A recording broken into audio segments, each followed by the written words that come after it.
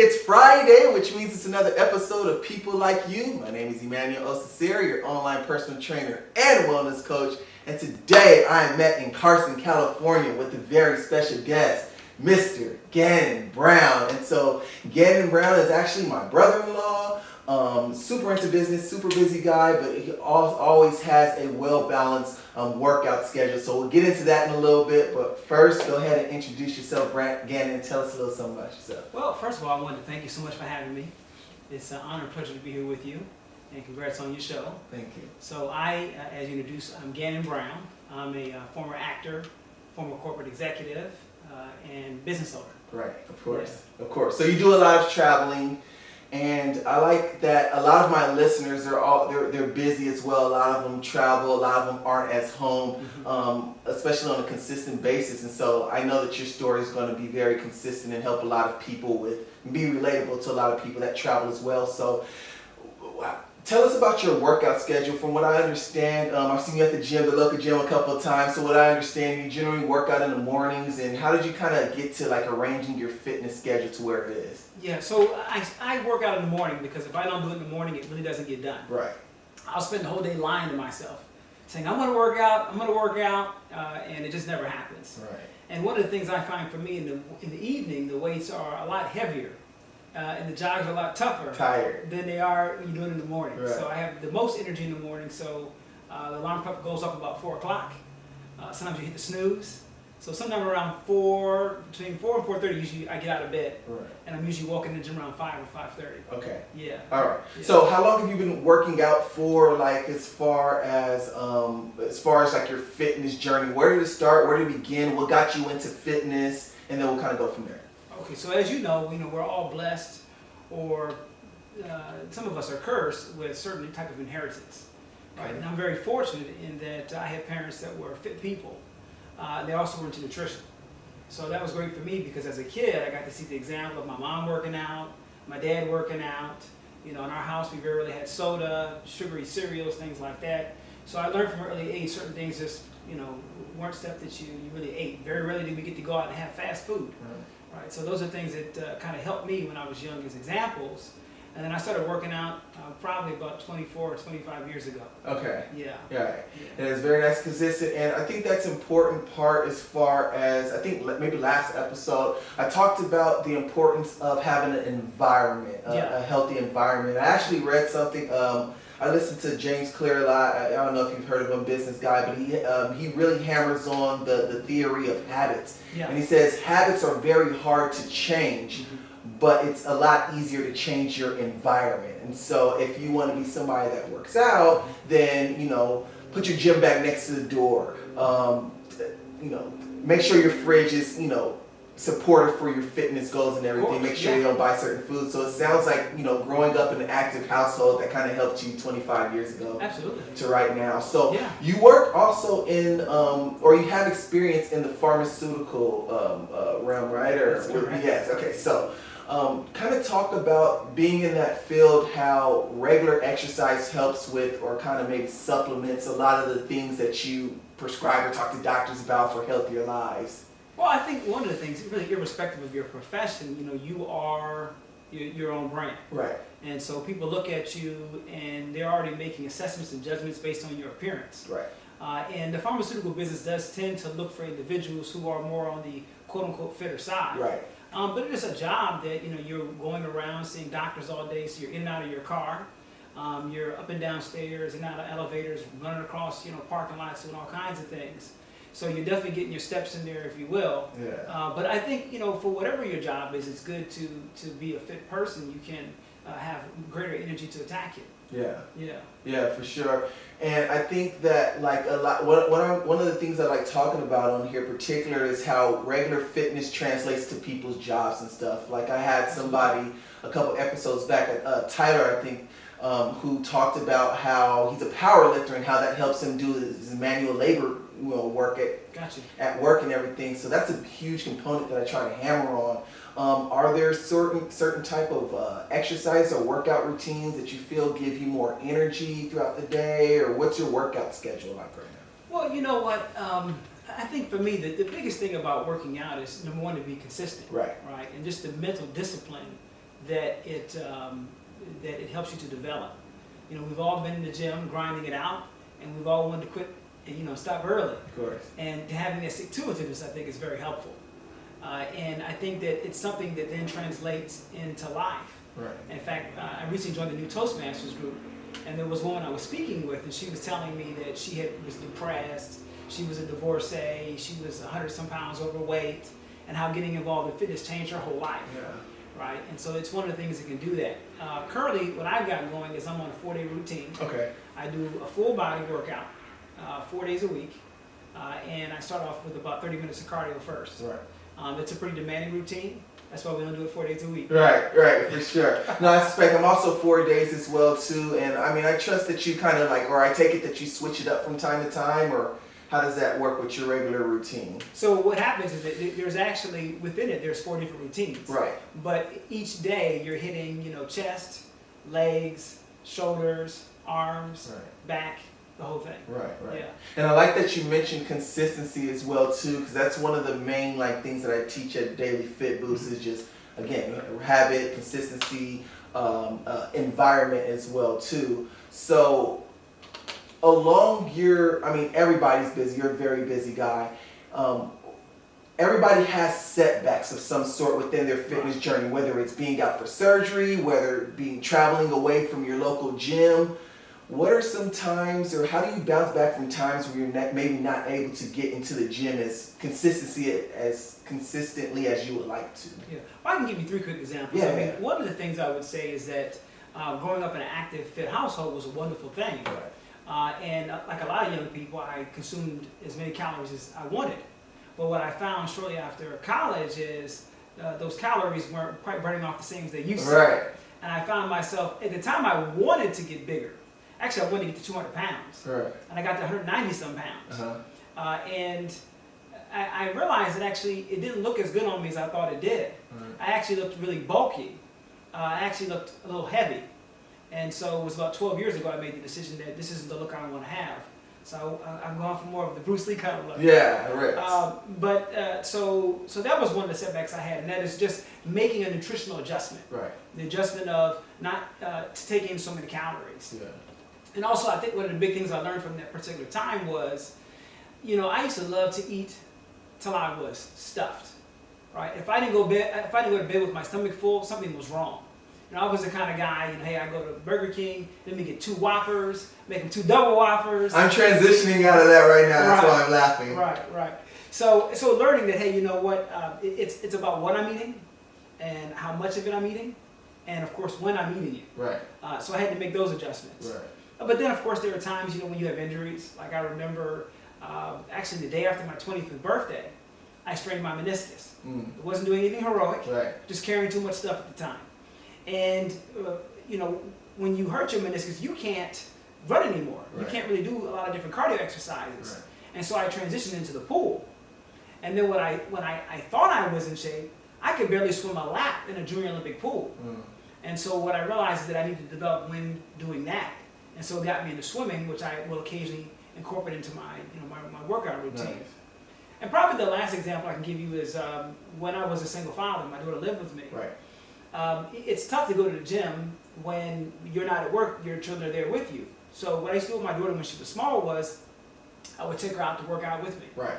And so what we would do a lot of times is it might be something as simple as just us going out for cardio. Yeah. So she loved to ride her bike. So I said, well, why don't you ride your bike and Daddy will jog? So what she didn't know was she's riding her bike for like 3 miles. Right. And I'm jogging. Yeah. And on a side note, I think it's something that really, exercise is really great for kids. Yeah. It helps to, it helps them with their moods. Yeah. And all their anxiety and all that just bounciness they have to them. And they end up being pretty calm when you take them on exercise. And you're actually continuing that cycle of that active environment. And I never thought of it that way, but yeah, that's exactly right. Nice. They just happen automatically because it's something that's a part of your life already. Exactly, yeah. And I like what you said just now as far as when people have injuries, for example, or when people realize that they can't burn calories off as fast as possible and stuff. Yeah. One of the interesting things I find about life in the human body is that your body will start to get more and more honest with you. Yeah. as you get older, and it gives you no, because I'm going to put myself in blast in a second, but it gives you a choice. You reach a certain point, usually in your mid to late 30s, where your body says, okay, well, this isn't happening anymore. You can make this decision and go this way, or you can keep doing it this way, but here are the consequences. Exactly. And so, like, for me right now personally, like, I'm eating in a certain way because I can get away with it as a 31-year-old. Right. But I even recognize right now that 10, maybe even 5 years from now, I'm going to have to switch some things up. So I like how, like, your body will allow you to give you the chance. It's very smart. It'll say, okay, we don't feel good because we can't function this way anymore. Yeah, exactly. So it seems that's kind of like what most people experience. Yeah, absolutely. Whether, like I said, whether it's your nutrition, right, whether there's things, for example, like your time with with your family, right, injuries. Right.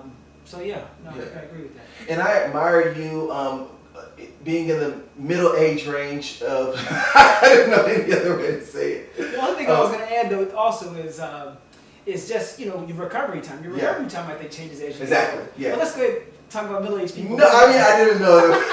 Look great. By the way, he's 27 years old. So now, so one of the things I admire though is that around your late 30s, early 40s, or maybe even earlier, you start to get kids. You usually get into your career field at that time. You have a full-time family. You have all these responsibilities, and it gets really hard to have this same routine that you may have been able to sustain when you were younger and single. Yeah. So what are some of the challenges from people in your circle that maybe people that you go to school with, or other people that you see at the gym, or people at work that are in your age group, around your age, but they're not as fit as you? What are some things that you see a lot of people struggle with as far as keeping an active routine as we get older? Well, I think a lot of people like that. In fact, there is a gentleman that we both know that has a family and that he's very busy. Unfortunately, he's put on quite a bit of weight.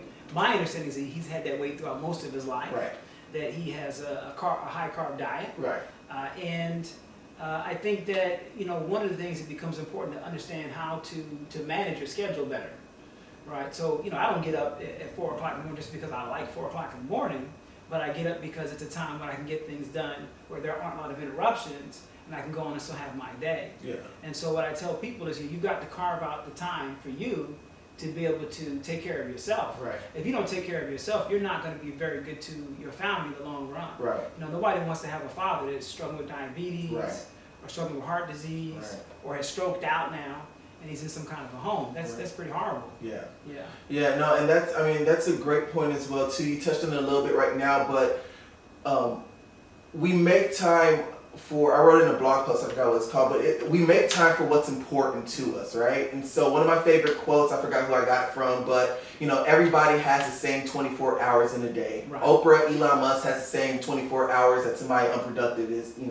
Right. So we kind of prioritize what's important to us, and hopefully part of my mission is to help people to realize that your health has to be towards the top of the list, because what can you do without your health, right? Right. And so that's why I have daily fit boosts and I'm putting out videos. I'm having people share their stories, because I want people to realize that, when you put it in the right context, 20 to 30 minutes for 3 times a day that's not bad to invest in your well-being, right? After all, what can you do without your health, right? No, absolutely, I agree.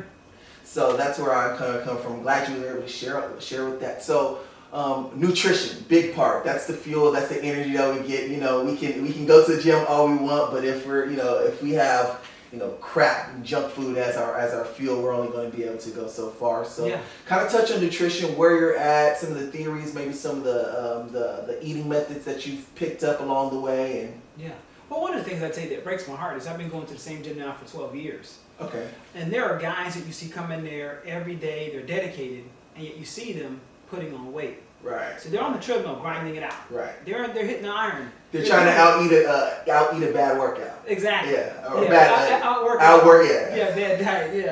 Yeah. So really, you have to have all those different components. Right. Right. You have to have the rest. You have to have the hydration. You have to have the workout regimen, and you actually absolutely have to have the nutrition. So what we do here in this household is we have a high protein, low carb diet, and what we try to do is try not to buy things that we shouldn't eat. Environment. Yeah. Right. To your point, creating the right environment. Also, one of the things I've really come to a conclusion about recently is that every time we put something in our mouth, we're making a choice, right? So I noticed on one of your casts that you have gotten into carrots. Right? Yeah. And there are times where Uwe and I, what we'll do is we'll bring in vegetables. Because there are times throughout the day you get hungry, and why not have some broccoli or have some carrots, have some tomatoes, in lieu of something, Doritos or something else that may not be the best, for you. Right. Right. Right. And I'm a big proponent of eating both too. So like me and Carissa, like well, she's a chip person, I'm more of a cookie person. But we'll have a little bit of both. And I mean, through the years, I can honestly say that I eat less junk food. I have not cut it out completely. I don't know if that'll ever happen, to be honest.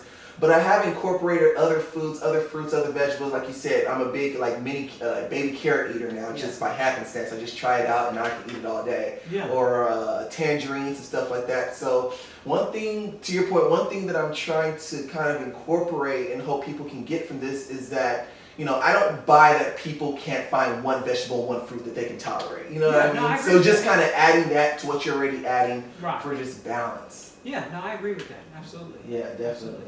Yeah. So I know that you're a huge boxing fan. I don't know if you still box actively or no. Okay, but you like to watch it. I do.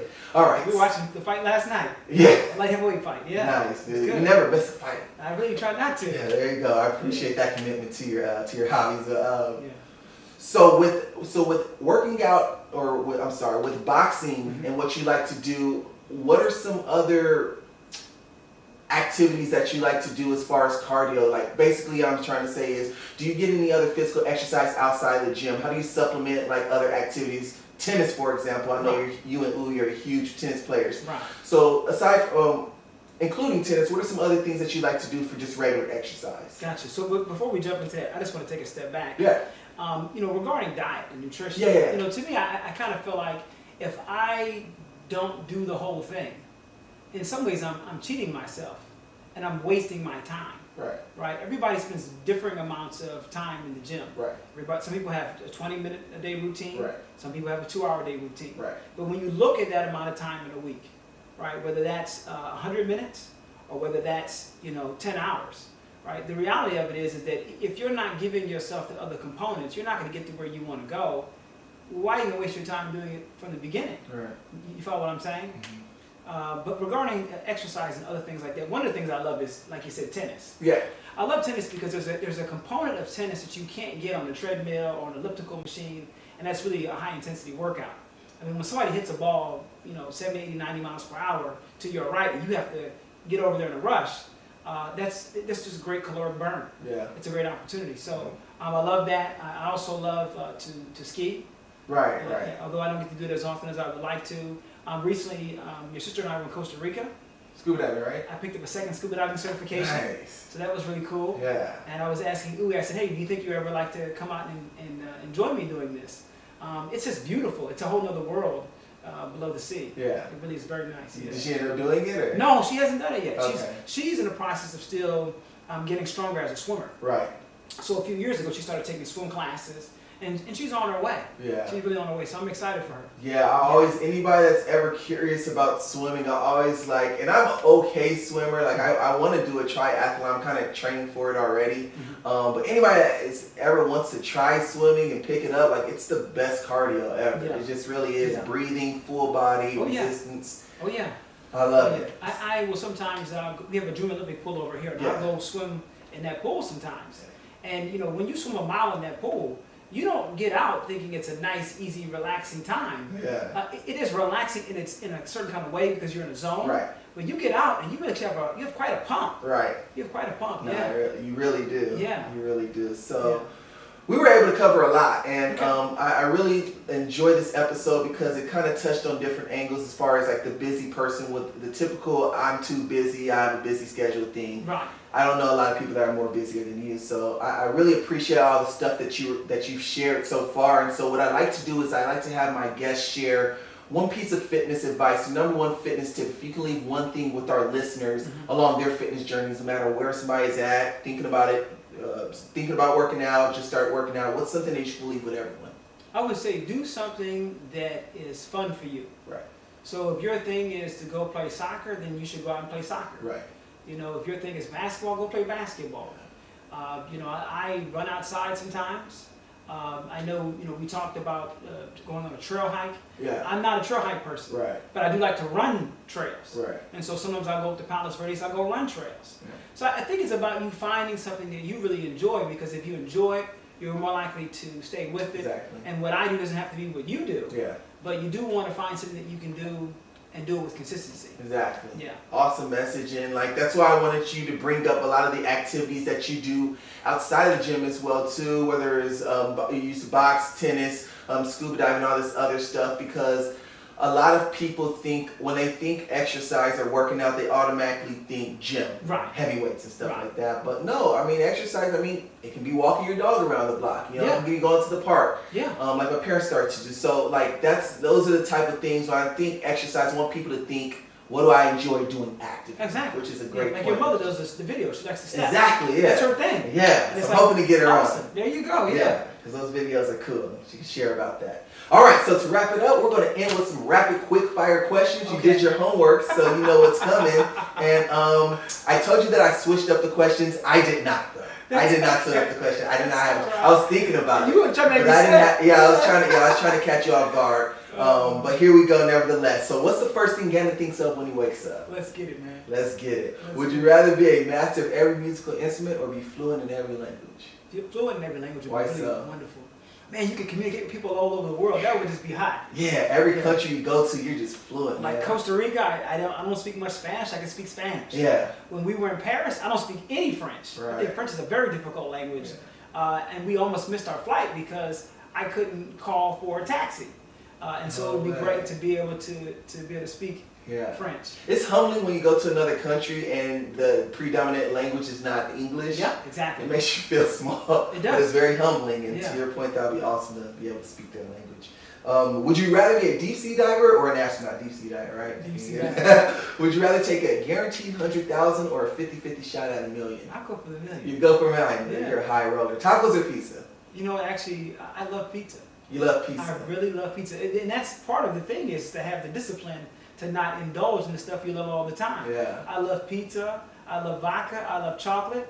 And we can't be gluttons. Yeah. Right. The word moderation. Warns us. Yeah. The word warns us about being gluttonous. Yeah.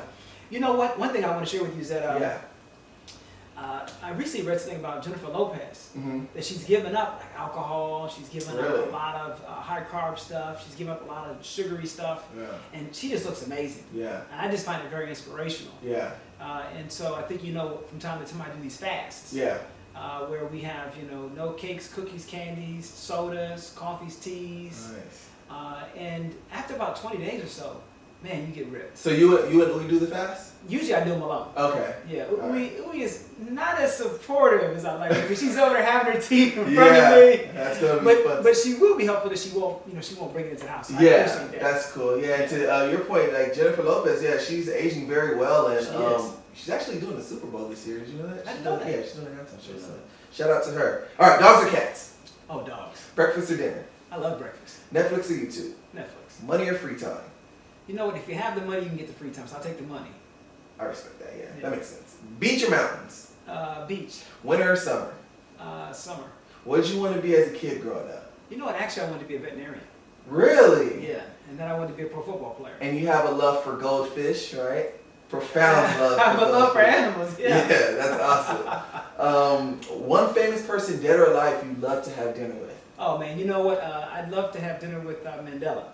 Okay, why so? Mandela, if you know his story, it's about a guy who found his voice, expressed his voice for equality in his country. Right. Unfortunately, he was incarcerated for 27 years. Of course. But he comes out. All Africans have the right to vote now. He gets voted into office, and people are thinking it's time we can get some get back. Right. And Mandela said, "This is not what this is about. This is about building the best South Africa we can build." Right. And so he's a man, for me, his story is not just about standing up for what's right, but it's also about compassion, forgiveness, and leadership. Right. So there's a lot I can learn from that. For sure, yeah. For sure. On a random side note, I was looking at flights to different places on vacation. I just randomly came across South Africa, and it is just super expensive. Is it really? Yeah, I don't know. I think it's because of the travel. Yeah. Yeah, just random. That was a random. I don't know if you know or not, Uwe and I are planning to go to Nigeria next year. Oh, nice. And so while we're there, we're thinking, you're welcome to join us, but while we're have there, to do that. yeah, we're thinking about trying to figure out whether or not we could squeeze in going to South Africa. Yeah. I'd love to do that. Yeah. I'd really love to do that. For so, sure. Yeah, either way, it's on my list. Yeah, nice. Yeah, I might have to tag along with you guys for that. All right, last question. If you could be any animal in the world, what would it be and why? Let me take a guess. A lion. I thought you were going to say goldfish. Now that would have been a shot at you. You wanted a goldfish. Those guys had the attention span of like 2 seconds. You know what I'd be? I'd like to be a killer whale. Okay, why so? Because the killer whale, man, is like the lion of the sea, right? But he gets to do it kind of, I guess, like a lion. He gets to do it with his pride. Right. He gets to do it with his family. Right. I mean, you know, whales don't mess with killer whales. Great white sharks don't mess with killer whales. Killer whales go wherever they want to go. Yeah. They hunt however they choose. If you get a chance, check it out on YouTube. Yeah, we watch those Animal Planet things on Netflix all the time, but they're I don't know if I've seen one, but they're very territorial, right? Well, or they're colonial. Is that the word? Like they're in pods. Yeah. Yeah. Okay. Yeah. They call them packs. Yeah. That's nice, huh? Yeah. Well, hey, Gannon, thank you so much for coming on. I know that you're a very busy guy. Once again, we had to do some shifting around and scheduling for this. I appreciate it, especially you letting me into your wonderful home. And I just want to wish you the best of luck on your consistency and just keeping a winning environment. I think that's a good takeaway as well. So best of luck with that. Hey, I appreciate it, man.